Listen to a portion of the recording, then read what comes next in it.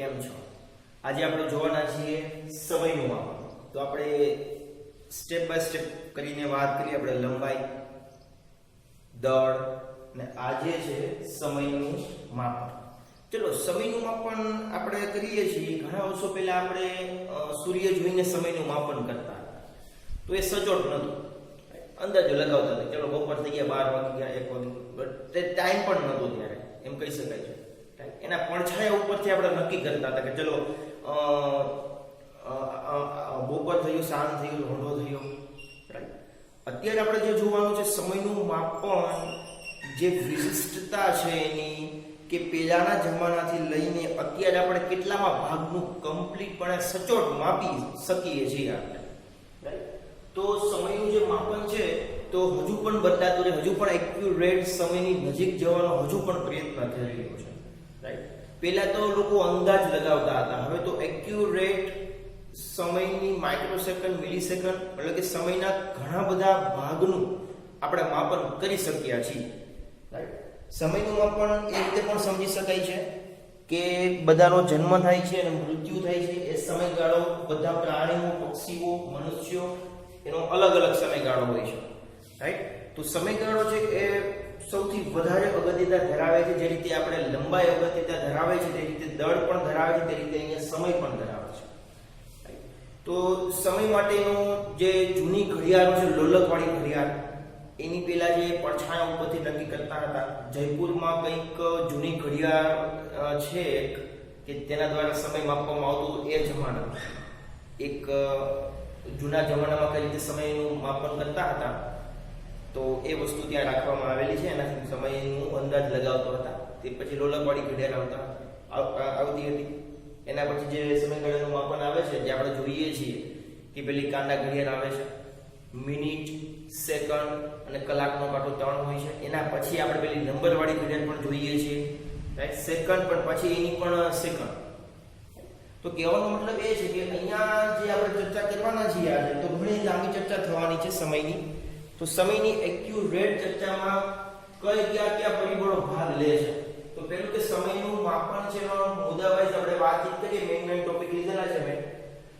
તો પહેલો જ પોઈન્ટ એવો છે કે સમયના પરમાણુય માના એ સીઝિયમ પરમાણુમાં થતા આવર્ત દોલનો પર આધારિત છે. અત્યારનો જે સમયગાળો જે નક્કી કરવામાં આવે છે, રાઈટ? સમયગાળો નક્કી કરવામાં કે ભાઈ 60 સેકન્ડ 1 મિનિટ થાય. તો એ સેકન્ડ કેના ઉપરથી લેવામાં આવે છે? રાઈટ? આપણે કેમ ખબર પડી કે 60 સેકન્ડ બરાબર 1 મિનિટ થાય? તો એના માટે અહીંયા એક ધાતુની વાત એ કરી કે સીઝિયમ પરમાણુ.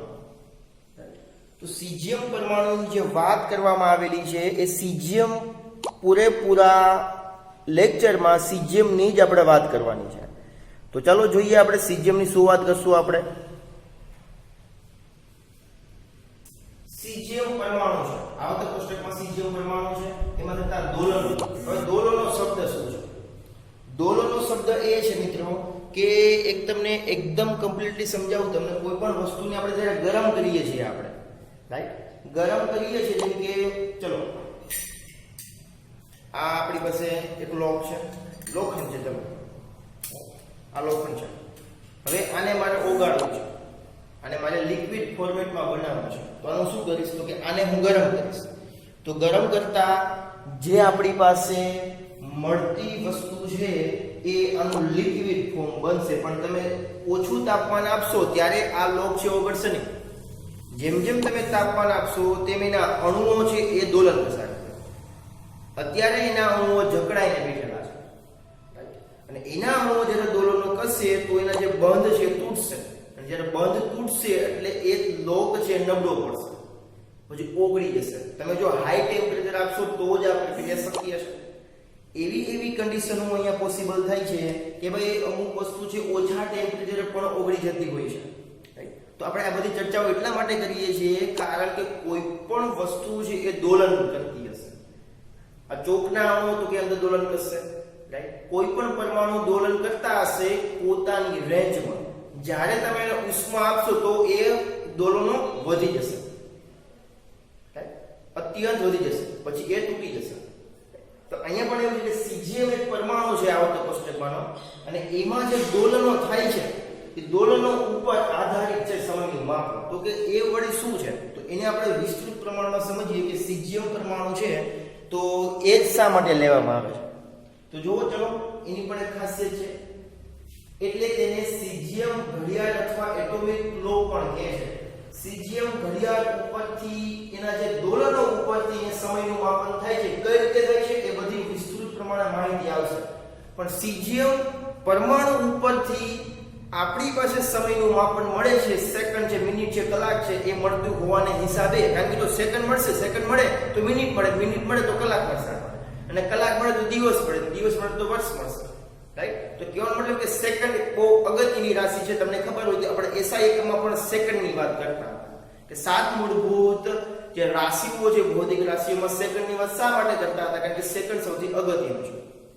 સેકન્ડ કરતા પણ મિલિસેકન્ડ, માઇક્રોસેકન્ડ પણ છે, પણ આપણે એક સેકન્ડ છે એક નાનો પરિબળ કે ત્યાં સુધી આપણે લઈએ છીએ. આપણે એનાથી ઓછો જે મિલી માઇક્રોસેકન્ડ છે એનો આપણે ઉપયોગ કરતા નથી.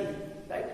તો ચાલો જોઈએ આપણે કે એટલે તેને સીઝિયમ ઘડિયાળ, સીઝિયમમાંથી બનાવેલ, સીઝિયમના દોલનો થાય, સીઝિયમની ધાતુ ઉપરથી બનાવવામાં જે ઘડિયાળ આવે છે એટલા માટે એને સીઝિયમ ઘડિયાળ અથવા તો એને આપણે બોલી શકીએ છીએ કે એટોમિક ક્લોક પણ કહેવામાં આવે છે. બે નામ છે, સીઝિયમ ઘડિયાળ અને એટોમિક ક્લોક. શા માટે કહેવાય? કારણ કે સીઝિયમનો જે પરમાણુ છે એમાં જે દોલનો થાય છે એના ઉપરથી કહેવામાં આવે છે. ચાલો તો આગળ જોઈએ કે આ બે નામ છે એ તો આપણે સમજી ગયા. હવે એના પછી વસ્તુ આવે છે કે સીઝિયમ એટોમિક ઘડિયાળમાં સીઝિયમ 133, ધ્યાનથી સાંભળજો કે અહીંયા જે સીઝિયમ છે એ સીઝિયમ કેટલામો છે? કે 133 છે. અલગ અલગ ટાઈપના એનો પરમાણુ દળાંક આપેલા હોય છે. તો અહીંયા લખ્યું છે કે ભાઈ અને તે રાષ્ટ્રીય માનાંક તરીકે લેવામાં આવે છે. આપણે જે રાષ્ટ્રમાં જે સમય છે એટલે કે જે આપણે ઇન્ડિયામાં જે ટાઈમિંગ છે, ઇન્ડિયાનો ટાઈમિંગ, બાજુમાં તમે જે દુબઈ, એની બાજુમાં લંડન છે, અને એની બાજુમાં છે અમેરિકા છે, અને નીચે આવશો તો સાઉથ આફ્રિકા છે. તો આ બધાનો ટાઈમિંગ અલગ અલગ હશે. જ્યારે બધાનો ટાઈમિંગ અલગ અલગ હશે તો એને ચોક્કસ કરવા માટે અમુક પરિબળો અગત્યના છે. એ પરિબળો માટે આપણે ચોખ્ખું લખેલું છે કે તે રાષ્ટ્રીય માનાંક તરીકે લેવામાં આવે છે. કે આપણે જે આપણા રાષ્ટ્રનો જે સમય છે એ આ સીઝિયમ ઘડિયાળો દ્વારા નક્કી કરવામાં આવે છે. અને એ ઘડિયાળો કઈ રીતે કામ કરશે એની પણ તમને જાણકારી આપી દઈએ. તો સીઝિયમ ઘડિયાળ છે એ રાષ્ટ્રીય માનાંક તરીકે લેવામાં આવે છે. એના પછીનો જે ટોપિક છે એ એક્યુરન્સી બતાવે છે કે સીઝિયમ પરમાણુ પણ કેટલા? તો કે 133 છે. રાઈટ? સીઝિયમ એટોમિક ઘડિયાળમાં સીઝિયમ 133 પરમાણુની સંક્રાંતિને અનુલક્ષી. ચલો, આ સંક્રાંતિ શબ્દ શું છે? સંક્રાંતિ એટલે કે તમે 12 સાયન્સમાં આવશો ત્યારે તમને ખબર પડશે કે સંક્રાંતિ શબ્દ શું છે. બેસ્ટ. ચલો, તો આ સંક્રાંતિ શબ્દ શું છે? તો કે સંક્રાંતિ શબ્દ એ છે કે કોઈ પણ બે સ્ટેટ હોય, બે તમને અત્યારે સમજાવું તમને તમારી ભાષામાં ખાલી, કે બે જગ્યા હોય છે કે આપણે એક સીડી હોય છે, જેમ જેમ ઉપર ચડીએ તેમ છે તેમ આપણે નીચેના પગથિયાથી ઉપરના પગથિયે ચડતા હોય છે. આ રીતે તમે કૂદકો પણ લગાવી શકો છો. તો એ રીતે ઇલેક્ટ્રોન છે ધરા સ્થિતિમાંથી ઉપરની જે ખાલી જગ્યા જે સ્થિતિ છે એમાં કૂદકો મારશે ઇલેક્ટ્રોન. કંડક્શન બેન્ડમાંથી વેલેન્સ બેન્ડમાં ઇલેક્ટ્રોન જશે. જ્યારે એને ઊર્જા મળશે, નીચેના ઇલેક્ટ્રોનની ઊર્જા મળે તો જ કૂદકો મારી શકે.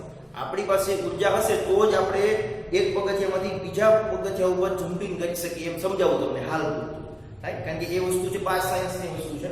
તો કે સીઝિયમ એટોમિક ઘડિયાળમાં સીઝિયમ 133 નો જે પરમાણુની સંક્રાંતિને અનુલક્ષીને એના જે ઉત્સર્જિત વિકિરણ છે, કોઈ પણ તત્વ છે એ અહીંયા ઉત્સર્જિત કઈને કઈ કરતું હોય છે, રેડિયેશન. રાઈટ? તો અહીંયા જે ઉત્સર્જિત થાય છે એના મુદ્દા ઉપર આધાર રાખીને અહીંયા વાત કરવામાં આવે છે. આ થોડું તમને હમણાં નહીં સમજાય, કારણ કે આ વસ્તુ છે આપણે 12 સાયન્સમાં કમ્પ્લીટપણે ભણવાની છે.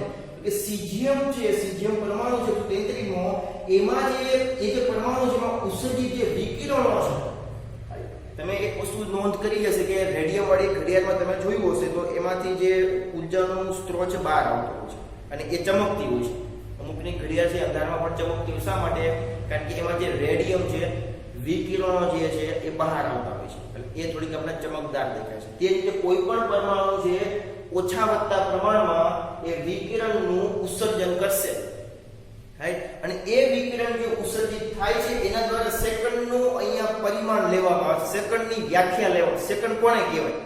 સેકન્ડ છે કેટલા સમયે કેટલા દોલને સેકન્ડ થાય છે, રાઈટ. ચલો જોઈએ આપણે કે 1 સેકન્ડ થવા માટે કેટલા મો ભાગ સીઝિયમ પરમાણુનો અહીંયા દોલનનો રહેલો છે એ તમને સમજાવું. તો એ લખ્યું છે ચોખ્ખું કે ઉત્સર્જિત જે વિકિરણ સીઝિયમ પરમાણુ છે એમાંથી વિકિરણ જે ઉત્સર્જિત થાય છે એમાં એ લખ્યું છે, તમે જુઓ અહીંયા તમે જોઈ શકો છો કે 9 ની પાછળ 3 3 3 9 શૂન્ય છે. 9 ની પાછળ 9 શૂન્ય છે તો 5 શૂન્ય લાખ થાય, 7 શૂન્ય કરોડ થાય છે અને 9 શૂન્ય અબજ. તો એ કે 9 અબજ પૂર્ણ દોલનો માટેના સમયગાળાને 1 સેકન્ડ તરીકે લેવામાં આવે છે.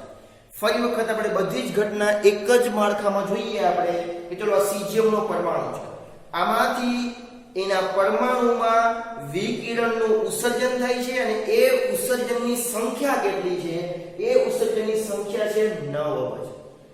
9 અબજ જેટલા દોલનો થશે, 9 અબજ જેટલા વિકિરણના દોલનો થશે, 9 અબજ, ત્યારે 1 સેકન્ડ થાય. તમારા ઘડિયાળની 1 સેકન્ડ થશે તો સમજી લેવાનું કે સીઝિયમનો 133મો પરમાણુ છે, એમાં જે ઉત્સર્જિત પરમાણુની સંખ્યા છે 9 અબજ જેટલી થશે દોલનોની સંખ્યા, ત્યારે તમારી ઘડિયાળની 1 સેકન્ડ. 2 સેકન્ડ તો કે 18 અબજ, રાઈટ. તો આ સેકન્ડનું જે માળખું છે એની એક વ્યાખ્યા છે એ સીઝિયમ 133 માં જે ઉત્સર્જિત વિકિરણની સંખ્યા છે એના દ્વારા કરવામાં આવી છે, રાઈટ.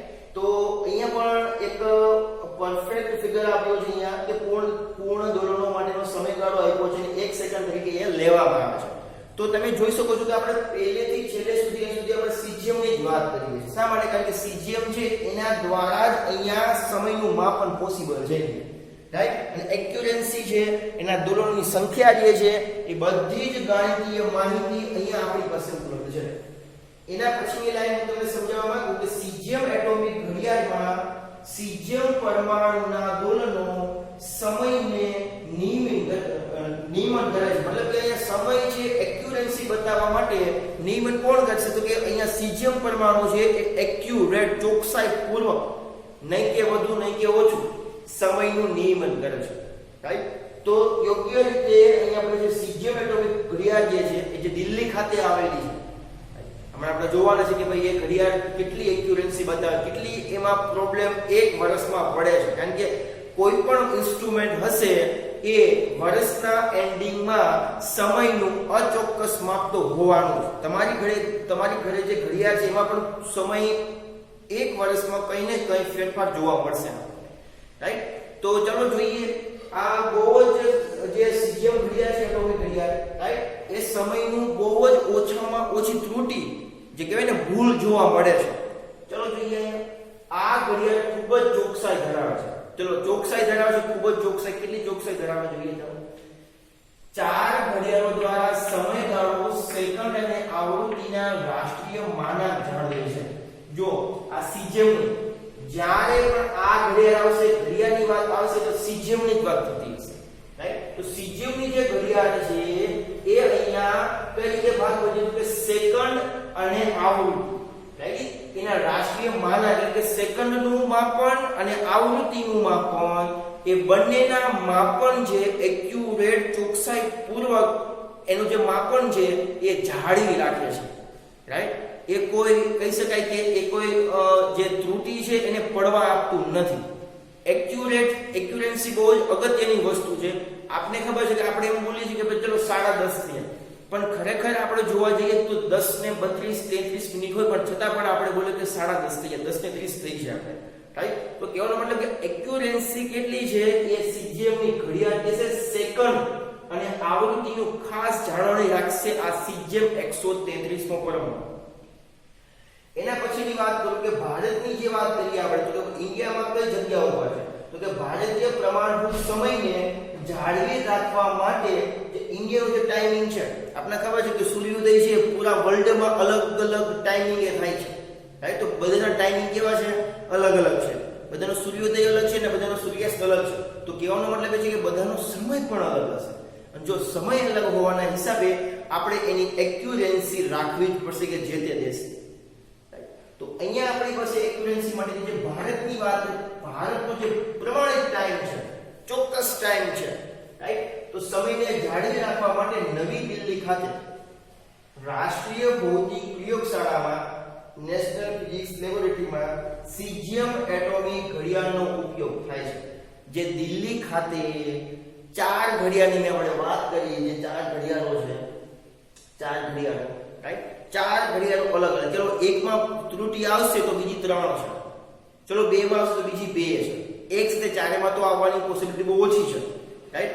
કહેવાનો મતલબ કે જે આપણા પૂરા ભારતની જો ઘડિયાળ બંધ થઈ ગઈ, ચલો માની લો કે પૂરા ભારતની, પૂરા વર્લ્ડની ઘડિયાળો બંધ થઈ ગઈ છે, ચાલો એક્યુરન્સી નથી, પણ આ જે પ્રમાણિત ટાઈમિંગ જે છે ભારતની, જે દિલ્હી ખાતેની જે ઘડિયાળો સીઝિયમથી બનાવવામાં આવેલી છે, એ એક્યુરેટ ત્યારે પણ ટાઈમિંગ આપણને આપશે, રાઈટ? તો ટાઈમિંગનો ફેરફાર બહુ જોવા મળતો નથી. અને હજુ પણ આપણે ડીપમાં વાત કરીએ કે જે ભૌતિક પ્રયોગશાળામાં એ સીઝિયમ એટોમિક ઘડિયાળનો ઉપયોગ થાય છે. ત્યાં જે લેબ છે, એમાં જે આ 4 ઘડિયાળો છે, એના ટાઈમિંગ દ્વારા જ અહીંયા કોઈ પણ જે પ્રેક્ટિકલ છે ફિઝિક્સને લગતો, તો એનો અહીંયા પ્રેક્ટિકલ આપણે કરીએ છીએ, એના સમયના માપનને લગતા.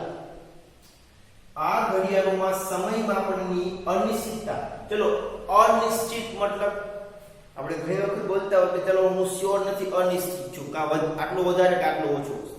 ક્યારેક આપણે કઈ વસ્તુ લેવા જઈએ તો એક્યુરન્સી ન હોય તો કે ભાઈ 100 ગ્રામ વધારે કે ઓછું છે, 100 ગ્રામ વધારે કે ઓછું, વધારે તો પ્લસ, ઓછું તો માઇનસ, પ્લસ 100 માઇનસ 100, તો કે વધારે અથવા તો ઓછાની વાત કરતા હોઈએ ત્યારે આપણે અનિશ્ચિતતા, નિશ્ચિત નથી, આપણે અનિશ્ચિત છીએ આપણે. જ્યારે અનિશ્ચિતની વાત કરું તો પ્લસ ઓર માઇનસ માટે બોલવું પડશે અહીંયા. અને +1 મતલબ કે કા એક વધારે કા એક ઓછું, પણ અહીંયા ગુણાંકમાં 10⁻13 ઘાત છે. વિચાર કરો કે આ જે 4 ઘડિયાળો છે એમાં અનિશ્ચિતતા કેટલી છે? તો કે 10⁻13 ભાગમાં 1 જ જેટલી છે. ધ્યાનથી સાંભળજો, હજુ પણ તમને ડીપમાં સમજાવું કે 1/1 ની પાછળ 13 શૂન્ય, 0.0000 કેટલા વખત 13 વખત પછી આવશે 1, તો કે આટલું એક્યુરેટ માપન બતાવે છે, રાઈટ? કા એટલું વધશે કા એટલું ઘટશે, બસ આનાથી વધારે નહીં.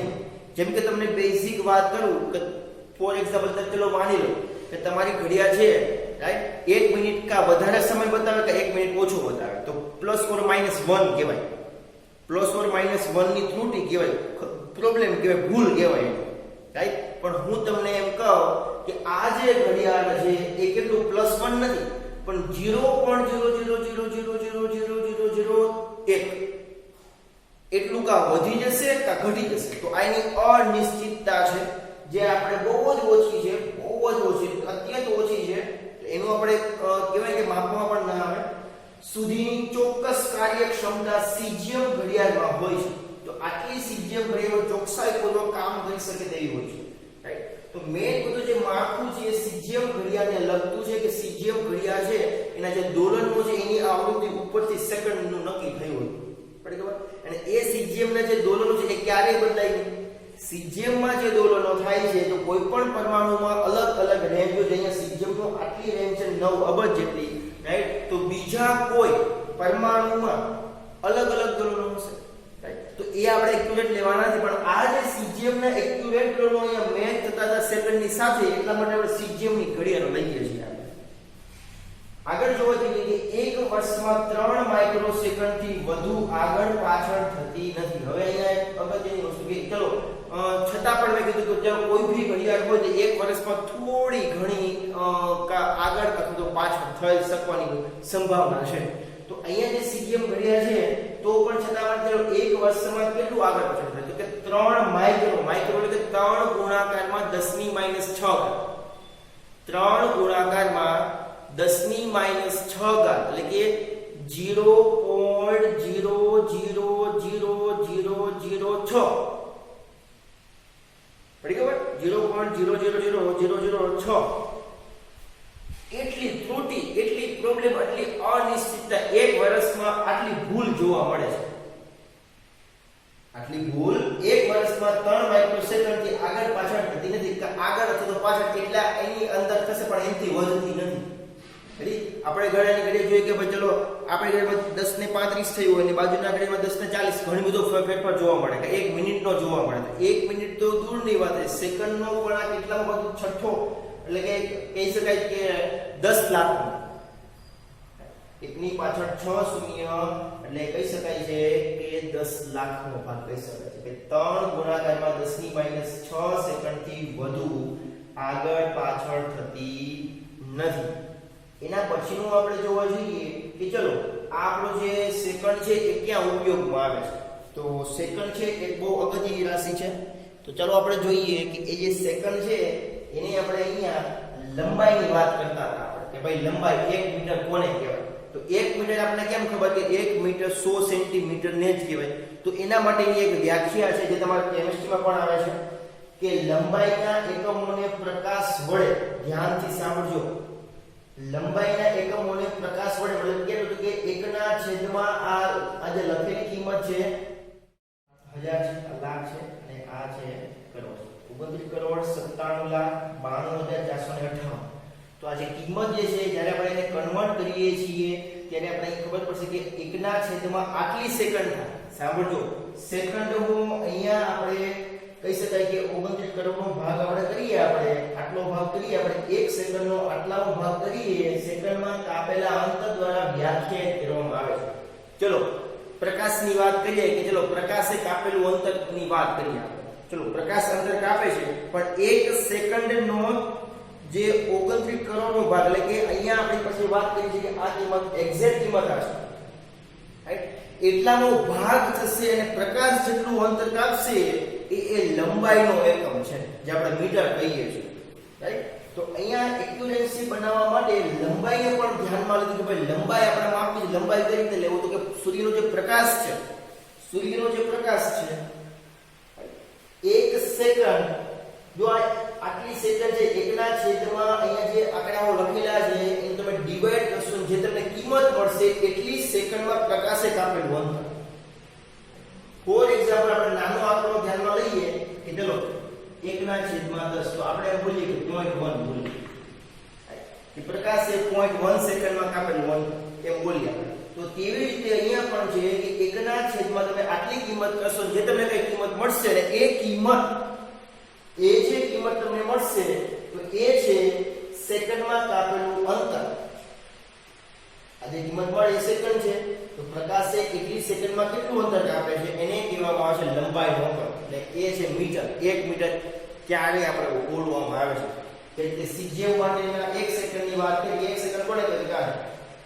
1 મીટર કોને કહેવાય? તો કે આટલી સેકન્ડમાં પ્રકાશ જેટલું અંતર કાપશે, આટલી સેકન્ડ આપવાની પ્રકાશ એ જેટલું અંતર કાપશે એ લંબાઈનો અંતર મીટર, 1 મીટર કહેવામાં આવે છે.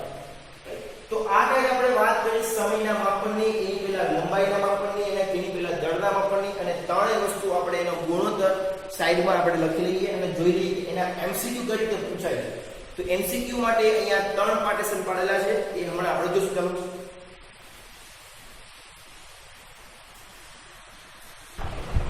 ચલો તો આપણે લંબાઈ, દળ એમાં જોયા કોષ્ટક કે રીતે. અહીંયા પણ આપણે કોષ્ટક જોઈશું. અહીંયા તો કોષ્ટકમાં તમે જોવો છો કે સમયનું માપન આપણે કરીએ છીએ, બધાનો જીવનકાળ કેટલો હોય છે, સમયગાળો કેટલો હોય છે. તો સમયગાળાનો તમે લિસ્ટ અહીં આપવામાં આવ્યું છે જે તમે જોઈ શકો છો. દેખો જો પહેલું જ કોઈ છે તો કે કોઈ અતિ અસ્થાયી કણનો જીવનકાળ. અસ્થાયી એટલે સ્થાયી નથી, એનો તમે જો એનો જીવનકાળ કેટલું જીવી શકે 10 ની -24 કાળ. 10 ની -24 કે 1 ના છેદમાં 1 ની પાછળ 24 0 લગાડશો એટલી સેકન્ડ. પૂરી 1 સેકન્ડનો કેટલામો ભાગ? 24મો. 10 ની 24મો ભાગ, રાઈટ? કહેવાનો મતલબ એ છે કે અત્યંત ઓછા સમયથી જીવશે અને મરશે. પૂરો 1 સેકન્ડ નહીં, 1 સેકન્ડ તો દૂરની વાત છે પણ 1 સેકન્ડનો 1 ના છેદમાં 24મો ભાગ, 10 ની 24મો. આગળ પ્રકાશ દ્વારા ન્યુક્લિયર અંતર કાપવા માટે લાગતો સમય. જે પ્રકાશ છે આ થોડીક આપણે 12 સાયન્સની વાત છે. ન્યુક્લિયર ને અંતર કાપવા, ન્યુક્લિયર શું છે બધી વસ્તુ પર 12 સાયન્સમાં લખશું. 10 ની -22 છે. એના પછી એક્સ-રે કિરણોનો આવતકાળ. એક્સ-રે કિરણનો જે બહાર પડશે કેટલા સમય સુધી? એક અહીંયા 10 ની -19 સેકન્ડ, એટલી સ્પીડે ગતિ કરતા હોય 10⁻⁹ સેકન્ડ. એક્સરે આપણે કરવા જઈએ હાડપિંજર આપણું જે ફોટામાં આવે છે બ્લેક ફોટામાં આપણે જોતા હોઈએ છીએ મગજનું હાથનું હાડકાનું ક્યાંક ક્રેક થઈ ગયો છે તો એનો પણ સમયગાળો એનો પણ આવર્તકાળ આપ્યો છે. આવર્તકાળ કોને કહેવાય તો કે અહીંયા સમય જે જ આવર્તકાળ હાલ પૂરતું તમે રાખો સમય જે એ જ આવર્તકાળ 10⁻⁹ છે. પરમાણુય દોલનનો આવર્તકાળ જો 10⁻⁹ છે. પછી પ્રકાશનો તરંગનો આવર્તકાળ તમે જોઈ શકો 10⁻15 છે. પછી ઉત્તેજિત અવસ્થાનો ઘણા બધા રેડિયો તરંગો તમે જુઓ ધ્વનિ તરંગનો આવર્તકાળ આંખના પલકારા માટેનો સમય. ચલો અહીંથી આપણને થોડી ખબર પડે કે ચલો સમજવાનું કારણ કે અહીંથી આપણે જોયેલું જાણેલું છે ઉપરનું બધી જ વસ્તુ આપણે જોવાની અને જાણવાની બાદ સાયન્સમાં છે. તો આંખનો જે પલકારો છે એનો સમય તો સેકન્ડ 10⁻1 10⁻1 મતલબ કે 1 સેકન્ડ હોય 1 સેકન્ડ ઘડિયાળ થાય એનો 10મા ભાગ આટલું એક પલકાર લખો પૂરી 1 સેકન્ડ ને 1 સેકન્ડના 10મા ભાગ એમ કહી શકાય કે 1 સેકન્ડમાં 10 વખત તમે પલકાર મારી શકો. તો 1 સેકન્ડનો 10મો ભાગ એટલે કે 0.1 સેકન્ડ માં તમે એક પલકારો મારો 0.2 0.3 0.9 1 પછી 1 સેકન્ડ આવે 0.1 0.2 0.3 0.9 0.10 એટલે કે 1 થઈ જશે 0.9 પછી 1 સેકન્ડ થઈ જશે. તો આ રીતે અહીંયા આપણી પાસે જે આંખના પલકારા માટેનો સમય છે 10⁻1 છે. એના પછીની વાત કરીએ કે માનવ હૃદયના બે ક્રમિક ધડકનો વચ્ચેનો સમય. ચલો માનવ જે હૃદય જે છે રાઈટ જે આપણો જે બાયોલોજીમાં આપણે વાતચીત કરી જે તમે સમજવાના છો તો એનો જે સમયગાળો છે હૃદયના ધબકારાની વાત છે અહીંયા તો આ લીધું 10⁻0 10 ની ઉપર 0 એટલે કે 0 નહીં 1 સેકન્ડ 1 સેકન્ડમાં 1 આપણે ખબર છે કે 60 થી 72 ધબકારા થતા હોય છે 1 મિનિટમાં 1 સેકન્ડમાં એક જેવું એપ્રોક્સિમેટલી આપણે ગણીએ છીએ તો કે 10⁻0 મતલબ કે 1 સેકન્ડની વાત છે. એના પછી પાછું પ્રકાશને ચંદ્રથી પૃથ્વી સુધી આવતા લાગતો સમય પ્રકાશની વાત કરીએ સૂર્યનો પ્રકાશ છે અહીંયા ચંદ્રનો જે પ્રકાશ છે ચંદ્ર પર પ્રકાશિત છે પોતાનો પ્રકાશ નથી એ સૂર્યનો પ્રકાશ રિફ્લેક્ટ થઈને ચંદ્રમાંથી જે પ્રકાશ પૃથ્વી સુધી પહોંચવા માટેનો સમય કેટલો છે તો કે 1 સેકન્ડ અને 1 સેકન્ડને આપણે ઘાતના ફોર્મેટમાં બતાવવું હોય તો 10 ની ઉપર 0 10⁻0 ઘાત બનશે એટલે કે અહીંયા 1 સેકન્ડની વાત કરવામાં આવે છે. એના પછી ઘણા બધા સમયગાળાની ક્રમ અનુસાર 10 ના ઘાતના ફોર્મમાં લખેલું છે. અહીં તમે જોઈ શકો છો કે પ્રકાશને સૂર્યથી પૃથ્વી સુધી આવવા લાગતો સમય 10⁻2 એટલે કે 100 સેકન્ડની વાત છે. ઉપગ્રહનો આવર્તકાળ એટલે કે એક પરિભ્રમણ પૂર્ણ કરવા માટે લાગતા સમયગાળા. જે ફેન છે ફેન એક રાઉન્ડ ફરીને પાછો પોતાની મૂળ સ્થિતિ ઉપર આવે ત્યારે કેટલો સમયગાળો લે છે એને કહેવાય આવર્તકાળ. તો ઉપગ્રહ છે એ પણ પૃથ્વીને ગોળ રાઉન્ડ શેપમાં પરિભ્રમણ કરતા હોય છે તો એનો પણ કઈ ને કઈ સમય નિશ્ચિત હોય છે. તો કે અહીંયા જે ઉપગ્રહનો આવર્તકાળ છે 10 ની ઉપર 4 એટલે કે 1 ની પાછળ 4 શૂન્ય એટલે કે 10,000 સેકન્ડમાં એક રાઉન્ડ પૂર્ણ થશે. પૃથ્વીનો ભ્રમણકાળ તો કે 10⁻5 એટલે કે 1 ની પાછળ કેટલા જીરો તો કે 5 જીરો એટલે કે 1 લાખ સેકન્ડ પૃથ્વીનો ભ્રમણકાળ છે. ચંદ્રનો તો કે એ પણ આપણે પૃથ્વીનો પરિભ્રમણકાળ તો કે 10 ની 7 એટલે નજીકના તારાને પ્રકાશમાં આવવા માટે જો નજીકનો કોઈ સ્ટાર છે પૃથ્વીથી નજીકનો કોઈ સ્ટાર છે એનો પ્રકાશ છે પૃથ્વી સુધી પહોંચવા માટે લાગતો સમય છે 10⁸. માનવનો સરેરાશ જીવનકાળ જો મનુષ્ય કેટલું જીવન જીવી શકે તો કે 1 ની પાછળ 9 શૂન્ય એટલે આપણે એમ વાત કરીએ કે અહીંયા 7 શૂન્ય કરોડ 9 શૂન્ય અબજ એટલે 1 અબજ સેકન્ડ તમે જીવી શકો છો એવરેજ સરેરાશ જીવનકાળ રાઈટ. આગળ વાત કરીએ ઇજિપ્તનો પિરામિડ આપણે પિરામિડ વિશે થોડું ઘણું સાંભળેલું હોય તો કે પિરામિડનું જે આયુષ્ય છે એ 10⁻11 કે 1 ની પાછળ 11 શૂન્ય સેકન્ડ જેટલું હોય ત્યાં સુધી એ રહી શકે મતલબ કે ત્યાં સુધી એ સારી હાલતમાં જોવા મળે છે. ડાયનોસોર જે આપણે સૌથી વધારે જે પૃથ્વી પર જીવનગાળો જીવી ચૂક્યા છે એ છે ડાયનોસોર રાઈટ. તો એ ડાયનોસોરનો જે જેનો સમયગાળો હતો જીવનકાળનો, તો એ જે સમયગાળો છે 10 ની ઉપર 15 ઘાત જેટલો છે. અને જ્યારે આપણે વિશ્વનું આયુષ્યની વાત કરીએ તો વિશ્વનું આયુષ્ય છે એ 10 ની ઉપર 17 ઘાત સેકન્ડ, કે એકની પાછળ 17 શૂન્ય તમે લગાડશો અને એ બધું સેકન્ડમાં તમે માંથી મિનિટમાંથી કલાકમાંથી દિવસમાં તમે કન્વર્ટ કરો તો તમને અહીંયા મળી શકે છે વિશ્વનું આયુષ્ય, કે વિશ્વ ક્યાં સુધી ટકી રહેશે. હવે આપણે વાત કરીએ એક માર્ક્સના એમસીક્યુઝમાં, અથવા એક માર્ક્સના એમસીક્યુઝ તો નહીં, પણ આપણે એમ કહી શકાય છે કે શોર્ટ ક્વેશ્ચન છે, એક માર્ક્સમાં દર વખતે પૂછાતા હોય છે. તો ચાલો વાત કરીએ અહીંયા. તો પહેલી જ વસ્તુ છે કે જે આપણે ભણી ચૂક્યા છીએ કે લંબાઈનો વિસ્તાર.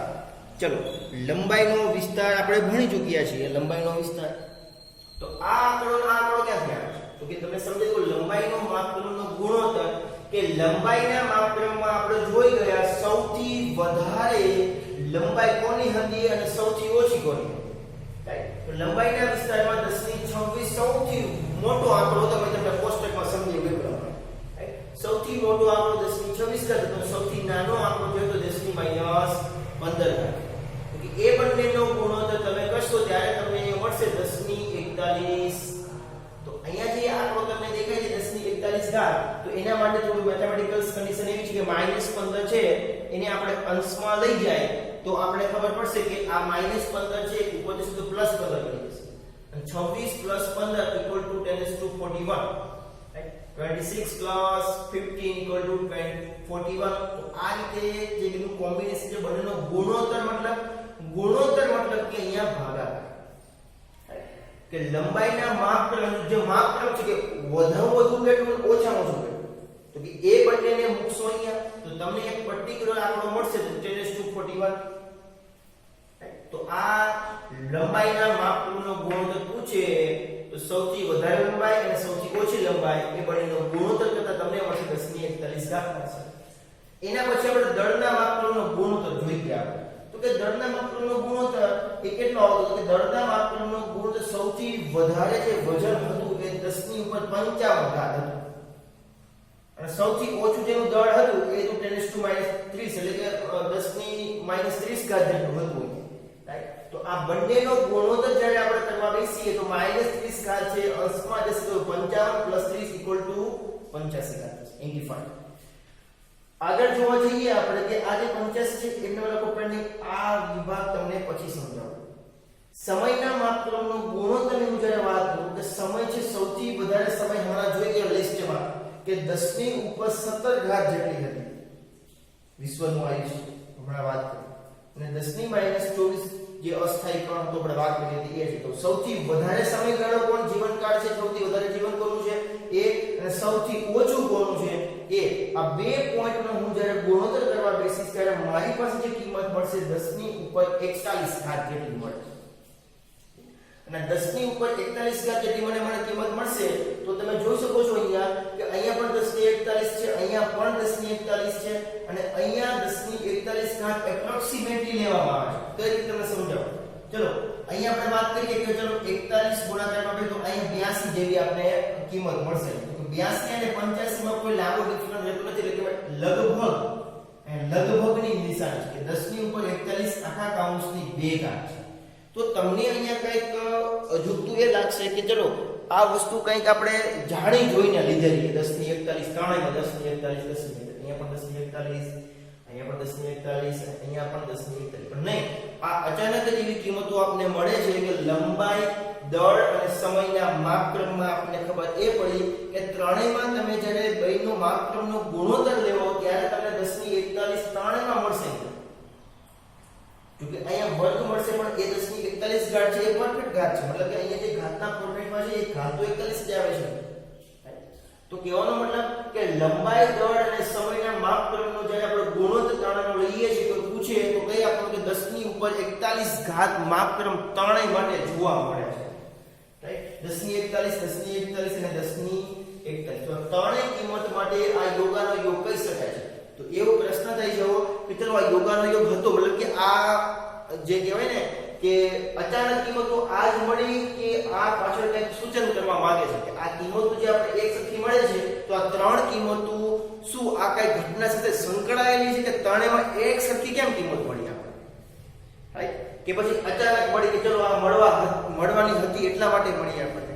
તો અહીંયા જે મીનિંગ જે છે અહીંયા, તો એ મીનિંગ આપણે મેળવવાનું જોવાનું છે, કે સમજવાનું, તર્ક પ્રમાણે વિચાર કરવાનો કે ચલો આ શું હશે ખરેખર. 10 ની 41 અને 10 ની 41, તો આ ત્રણેય વસ્તુનો જે લંબાઈનો માપક્રમ, ગળતો માપક્રમ અને સમયના માપક્રમનો ગુણોત્તર કંઈક આ રીતે થાય છે. અને અહીંયા આપણે આ લેક્ચર આપણે પૂર્ણ કરીએ છીએ.